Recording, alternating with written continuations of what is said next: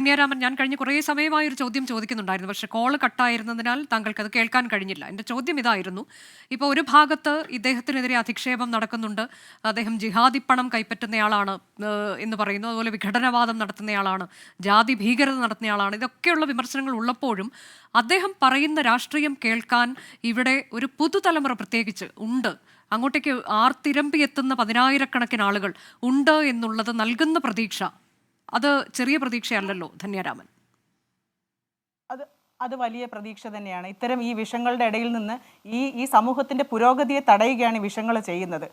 അപ്പോൾ അങ്ങനെയുള്ള മനുഷ്യരുടെ ഇടയിൽ നിന്ന്, പ്രസ്താവനകളുടെ ഇടയിൽ നിന്ന് അവർ തെറ്റായി ഒരു വരുന്ന തലമുറ, ഇന്നലെ ശശികല ടീച്ചറുടെ പ്രസംഗം നിങ്ങൾ കേട്ടതല്ലേ, എത്ര വൃത്തികെട്ട രീതിയിലാണ് അത് എത്രയോ കുഞ്ഞുങ്ങൾ കേൾക്കുന്നതാണ്. അവരാരെ വിലയിരുത്തും? ഞങ്ങളെയല്ല വിലയിരുത്തുന്നത്, അവർ ശശികല ടീച്ചറെയാണ് വിലയിരുത്തുന്നത്, അവരുടെ സമൂഹത്തെയാണ് വിലയിരുത്തുന്നത്, അവർ കൊണ്ടു നടക്കുന്ന സംഘടനയൊക്കെയാണ് മനുഷ്യൻ വിലയിരുത്തുന്നത്. അപ്പം മനസ്സിലാക്കണം, ഞങ്ങൾ വളരെ പ്രതീക്ഷയോടെ മുമ്പോട്ടേക്ക് പോകുന്ന മനുഷ്യരാണ്. ഞങ്ങൾ 2025 ജീവിക്കുന്നവരാണ്. ഈ കാലഘട്ടത്തിനനുസരിച്ച് ഞങ്ങൾക്ക് ആവശ്യമില്ലാത്ത എല്ലാത്തിനെയും തിരസ്കരിച്ചുകൊണ്ട് മുൻപോട്ടേക്ക് പോകണം എന്നുള്ളതാണ് ഞങ്ങളുടെ വരുന്ന തലമുറയെ ഞങ്ങളെ പഠിപ്പിക്കുന്നത്. ഞങ്ങൾ അംബേദ്കറെയാണ് പഠിപ്പിക്കുന്നത്, സമത്വത്തെയാണ് പഠിപ്പിക്കുന്നത്. അതുകൊണ്ട് തന്നെ വേടൻ പാടുമ്പോഴും പറയുമ്പോഴും ഇഷ്ടംപോലെ ആളുകൾ കേൾക്കാൻ വരും. ഇവർ പറയുന്നത് ഞങ്ങളാരും റാപ്പ് അല്ല, ഞങ്ങളുടെ റാപ്പ് എല്ലാ ഭാഷയിലുണ്ട്. ഞങ്ങളുടെ തുളു ഭാഷയിലും, ഞാൻ ജനിച്ചു വളർന്ന എൻ്റെ ഭാഷയിലും, ഞങ്ങൾ ഈ ആന, മയിൽ, ഒട്ടകം അല്ലെങ്കിൽ ഇതുപോലത്തെ ഇവർ വായിക്കുന്ന കഥകൾ കേട്ടല്ല ഞങ്ങൾ വളർന്നത്. ഞങ്ങൾ വളരെ ചരിത്രവും അതിനെ എങ്ങനെ എതിർത്തു എന്നുള്ള ഒരുപാട് അങ്ങനെയുള്ള തുളുവിലും റാപ്പുകളുണ്ട്. അതൊക്കെ ഇപ്പം ഞങ്ങളാരും പാടാത്തത് കൊണ്ടാണ്.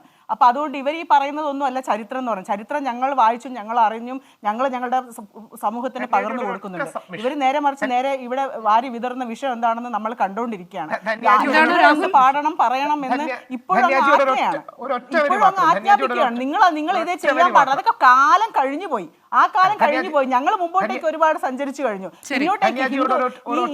സംസാരിക്കുന്ന ആൾക്കാർ അംബേദ്കറിനോടൊപ്പം ശ്രീനാരായണ ഗുരുദേവനെയും മഹാത്മാഗാന്ധിയെയും ഒക്കെ പഠിപ്പിക്കുകയും ഇതെല്ലാം നമ്മുടെ സംസ്കാരത്തിന്റെ ഭാഗമാണ്. നമ്മുടെ ഹിന്ദു മതത്തിൽ തെറ്റുകൾ ഉണ്ടാകാം, നിങ്ങൾ ഇതിനുള്ളിൽ നിന്ന് നന്നാക്കൂ. അതാണ് ഗാന്ധിജിയും ശ്രീനാരായണ ഗുരുദേവനും പറഞ്ഞത്. നിങ്ങൾ ഇതിനുള്ളിൽ നിന്ന് നന്നാക്കൂ, നമുക്ക് തെറ്റുകളുണ്ട്, നമുക്കത് ശരിയാക്കാം. അതിന് ധന്യാജി തന്നെ നേതൃത്വം എടുക്കുക. ആ നേതൃത്വത്തിന്റെ പുറകെ ഞാനടക്കമുള്ളവരുണ്ടാവും. ശരി, മിനിക്ക് കേൾക്കാമോ? രാഹുൽ, അവരെയും കൂടി തിരുത്തു. രാഹുലെ, തിരുത്തേണ്ടവരെയും കൂടെ രാഹുലൊക്കെ സംസാരിച്ചാൽ ഇത് കുറെ തിരുത്താവുന്നതേ ഉള്ളൂ. നിങ്ങൾക്കും കൂടി തിരുത്താൻ സാധിക്കും. രാഹുലിന് ഇതിൽ വലിയൊരു റോളുണ്ട്. എപ്പോഴും പോസിറ്റീവായിട്ടുള്ള കാര്യങ്ങൾ തന്നെ പറയും. അല്ലാതെ വിഷം വാരി വിതറുന്ന ആൾക്കാരെ ഈ സമൂഹത്തിൽ നിന്ന് അവരെ മാറ്റി നിർത്തണം.